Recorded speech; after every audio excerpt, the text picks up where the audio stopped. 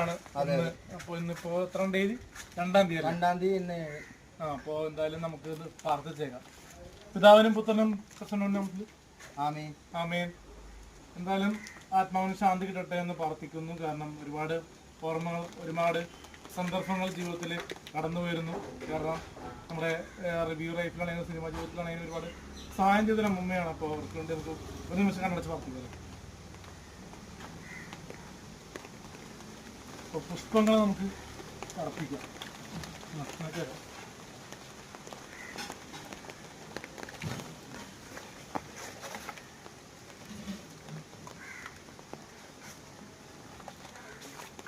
ഇങ്ങനെയുള്ള ഇത് ഫോട്ടോയിലേക്കാണ് ചേർക്കേണ്ടത്. മരിച്ചത്